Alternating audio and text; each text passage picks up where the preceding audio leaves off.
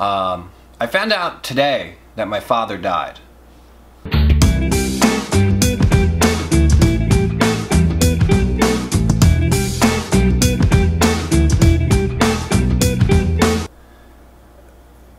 What's up, guys, and welcome back to SoberTube. Today we're going to do an episode that's not so much about the addict that I was, but it was being the child of an alcoholic.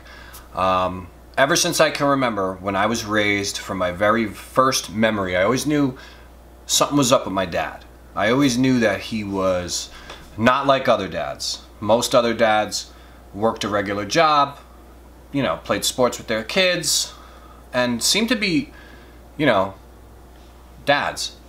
And mine was a lot different. My dad was, you know, constantly getting fired, constantly in a bad mood, sometimes in a good mood, you know, really confusing. I always knew when he was coming home, I'm like, which version of my father is coming home today? The older I got, that's when I was able to realize that he was an alcoholic. And, you know, it took effect on my other siblings, my mom, and basically everybody that, you know, surrounded us was affected by my dad's drinking. The one thing I could say about my father when I look back now is that he never found recovery. My dad would take time away from his drink. Sometimes he would go to meetings. Sometimes he would go to a lot of meetings.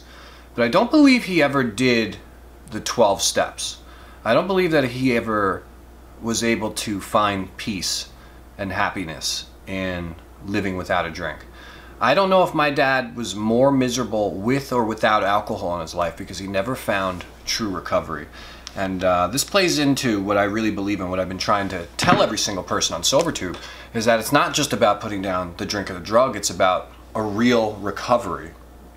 And it's about changing the people that we are. And when we look at the steps, those steps that nobody wants to do, I get it, trust me, nobody wants to do any type of homework or work. It's not fun. But we look at these steps, and it's not just about fixing ourselves, it's about fixing relationships. So one of the steps that we have is we made a list of all persons we had harmed and became willing to make amends to them all. If you're an addict or an alcoholic, imagine writing out a list about every single person that you ever hurt. That's going to be a really long list. I remember my list was so many pages, I didn't even want to show it to anybody. When I showed it to my sponsor, I was like, dude, this is a novel. And he's like, give me a break. Mine's bigger, you know? We're not as unique as we think we are, and we are fixable, you know? This is, there is a solution. In English, it's, yo, we make the wrongs right. You owe somebody money, we pay them back. You don't have enough, work it off. You don't have anything you can give, apologize and say, what can I do for you to fix this situation? You know, we hurt so many people and we have to fix the wrongs. We have to. We need people to know that we are not that person. You don't want to have 3 years sober, bump into somebody and then be like, you owe me $300 and you killed all of my goldfish on purpose and you danced naked at a party and my grandma was there. She didn't want to see you naked. Like, you got to fix all of that weird, crazy stuff that we did from the past. It's not about just fixing us, it's about fixing all of the wreckage. And if you're an addict like me, you hurt a lot of people, you know? Now, getting back to my father, I found out today that my father died. And I don't know how to feel about it because I have a long-lasting memory of my dad being terrible to me and not even really liking me, you know. I was talking to my mom today and I was like, I don't know if I can find one good thing to say about him. And, you know, I did have peace with my father. The best thing that I could do with my dad was I knew how sick he was and how angry he was and how restless, irritable, and discontent he was. And the best thing that I could do for myself was just remove myself from the equation. And it's a bummer to me. I just wish that, you know, my dad had found the recovery that I found. I wish that he found the steps, because part of his steps would have been making peace with his kids. Part of his step would have been, you know, who did I affect with my alcoholism? And how do I fix this? You know, I always hoped that one day I would get a phone call from my dad and he would be like, hey man, you get it, I'm an alcoholic. I know I was like not the greatest father. In fact, I know I was probably the worst father I could have ever been. And I want to apologize, and I never got that. And I have to be able to find my peace, you know, finding out today that he passed away. I'm like, I'm never going to get that phone call. And it goes back to this, guys. This disease does not just affect me when I use. It affects everybody, you know. When I use, my mom is hurting. When I use, my brother is hurting. When I use, my sisters are hurting. My employees suffer. When I use, my employers suffer. My girlfriend would suffer. Every single person. This disease touches people. And not only does it touch it, if we don't right the wrongs, it makes a lasting impression. Like, I haven't seen my father in years, and his alcoholism still affects me. And the fact that we never made right of all the wrongs affects me. And it's affected the way that my family communicates with each other, our lack of family values.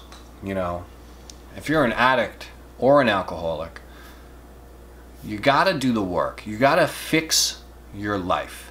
You gotta fix all of the wrongs. And we don't have to look at this as such a big, giant process. I want you to think of it really simple. I need you to do 12 things. I need you to do a list of 12 different things that will forever change your life and the people surrounding you. The peace and the love that you receive from doing the 12 steps is something that I can't believe even exists. This is a miracle, the 12 steps. It's a bummer that my father never found them, and I feel so lucky that I got them. And I just want to tell every single person, I want to tell you guys how important it is to do the work and to change your life. And don't just do it for you, do it for all the people around you. Because my father never fixed any of the mistakes that he made with me or anybody in his life. And, you know, he passed away, and I wish I could say something good about him. And hopefully one day I will find the peace and the ability to do that, you know. My dad, I remember thinking, well, he took me to baseball games, but the entire time he was at my baseball games, he was drunk, and I couldn't, you know, focus on the ball because I wanted to puke because my dad was drunk at a baseball game. So one day I will be able to come to terms with this. I do forgive him, but I still have a lot of anger.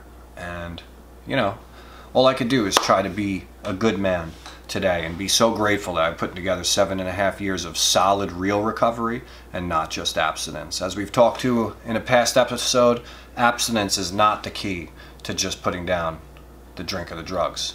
I have not seen a lot of quality recovery like that. You might be able to put together time, but if you're looking for happiness and peace and the people around you to forgive you, I recommend doing the 12 steps. And once again, going back to the 12 steps, man, how many weird things did you do to get high in a day?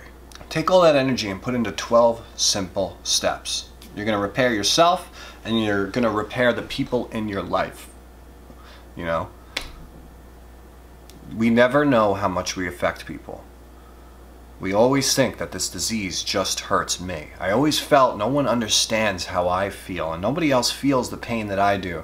Well, I can tell you now, as the child of an alcoholic, that my father's disease has affected me and continues to affect me now that he has passed away. And the fact that he never fixed all of the mistakes or did the 12 steps never gave anybody a real solid vision of him being a good guy. And I really pray and hope that I don't have to go out like that. I hope that I can continue my recovery and continue to help other people recover. You know, I said my whole life I don't want to be like that guy, and then I became just like him, and now I'm trying everything I can to be just a good person and a good person in recovery. If you are struggling with addiction, I beg you to at least give this a shot. If it's uncomfortable, it's perfect for you. If you don't want to do it, it's for you. Everything that you want to do leads to problems. And if you are the family member of an addict or an alcoholic, find yourself a fellowship that helps people. If you need information, I'd be happy to send it to you. Just message me or email me. There is help for the family members of addicts and alcoholics, and there is help for addicts and alcoholics. If you are looking for peace and happiness, you can find it. It's just all about how hard are you willing to work to get what you need. My name is Brian, and thank you for coming to SoberTube.